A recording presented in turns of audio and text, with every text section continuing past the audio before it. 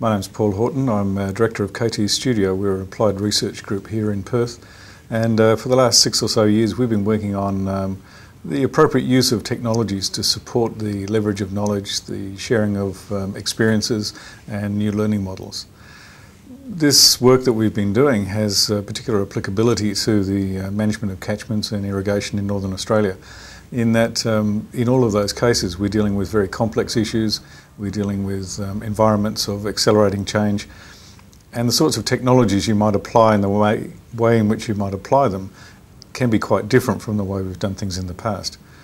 For example, the Lower Burdekin Knowledge Platform, which we've highlighted in this presentation, is a great step forward from what has been done previously, but still it has some constraints in that it has a fixed view of the content, it's hierarchical, and the content itself is relatively fixed.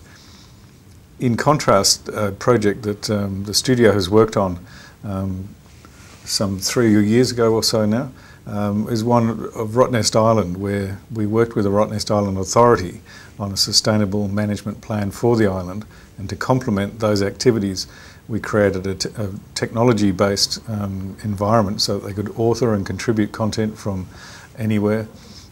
People could experience the content in multiple ways that made sense to them. I'd like to show you some of the elements of that space, if you like. This is the Rottnest Island site. We have a number of featured items which come to the front. If we look at any one of those, we can go into that content object. It's actually a compound object, we call it. There's text and there's a picture. We can separate the picture from the text. They're all managed as objects in their own right. This particular object has a place inside of the hierarchy, so it's part of CWeek Teachers Expo.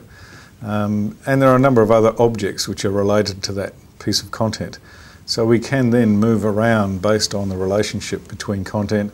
We can find other content in nearby categories and generally move around the site in a way that is familiar.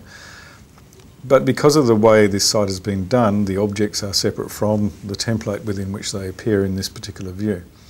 So because Rottnest is a place, it makes more sense in some ways to move around the content based on where an activity occurs or where a piece of content is related.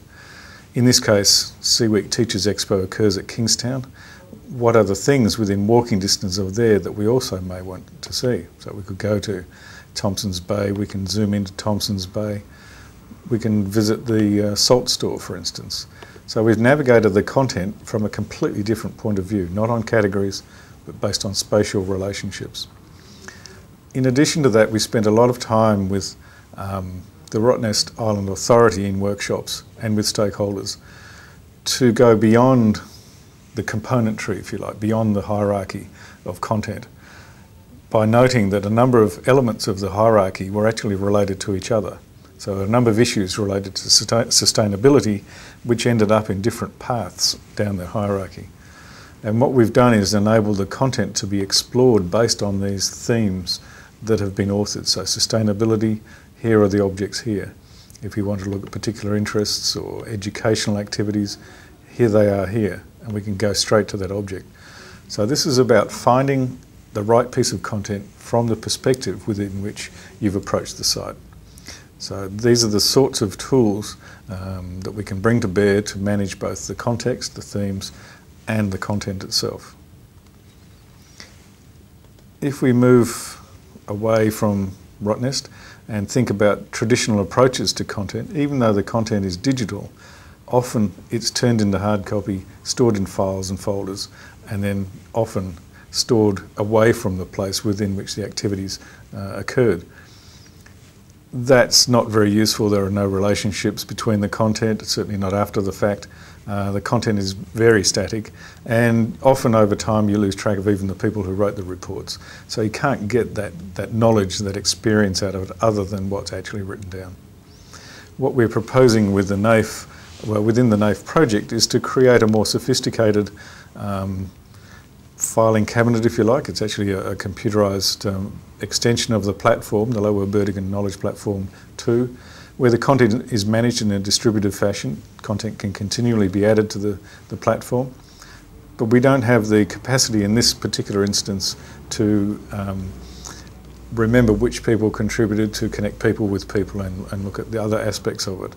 But even so, it's a major step forward, and it enables further development.